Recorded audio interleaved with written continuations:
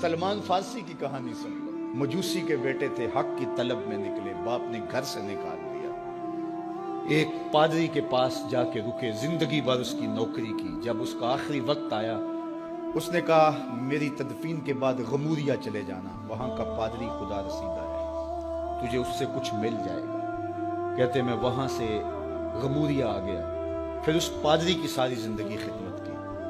جب وہ مرنے لگا تو اس نے کہا کوئی ایسا شخص نہیں ہے جس کے پاس اب میں تجھے بھیجوں، لیکن نبی آخر الزمان کے ظہور کے لمحے آ گئے، تو یہاں سے یثرب چلا جا، وہ اس نبی کی ہجرت گاہ ہوگی، تیری زندگی سنور جائے گی، تو نے بڑی محنت کی ہے، بڑی نوکری کی ہے میری۔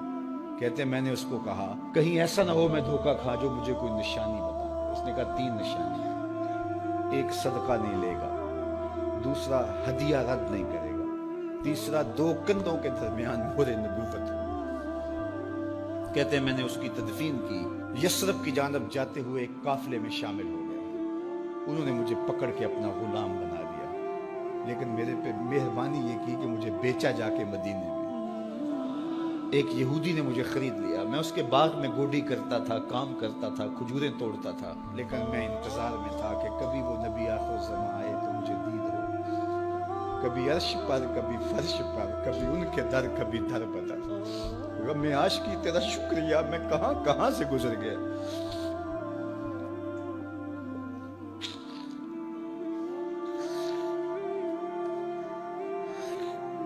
کہتے ہیں ایک دن میں اپنے باغ میں کھجوریں توڑ رہا تھا کہ ہواؤں میں مستی پیدا ہو گئی اور ہر سمت سے طلع البدر علینا کی صدائیں گونجنے لگی۔ میں سمجھ گیا کہ وہ لمحے آ گئے، میں نے چھلانگ لگا دی اور دوڑ پڑا۔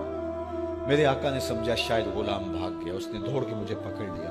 میں نے اس کو کہا کہ میں نوکر تیرا ہی ہوں، لیکن دل نوکر کسی اور کا ہے، میں بھاگوں گا نہیں، مجھے جانے دے۔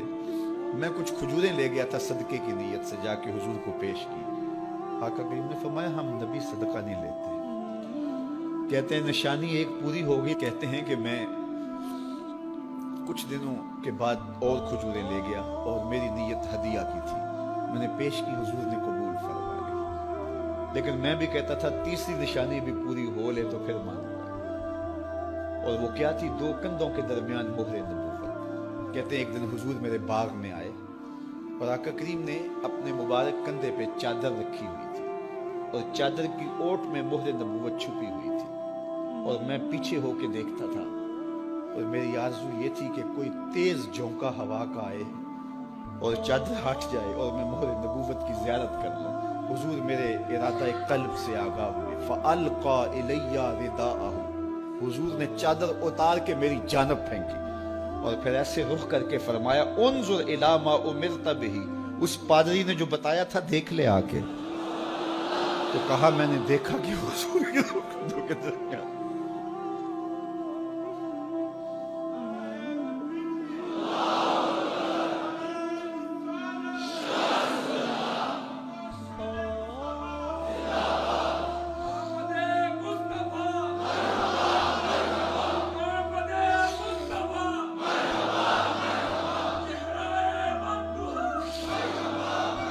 شب ہجر کی سختیاں کوئی اس سے جا کے پوچھے، تیری راہ تکتے تکتے جسے صبح ہو گئی۔ ہم نے تو کوئی انتظار نہیں کیا نا، ہم نے تو کوئی دکھ نہیں سہا، ہم سوئے تھے مقدر جاگ اٹھے۔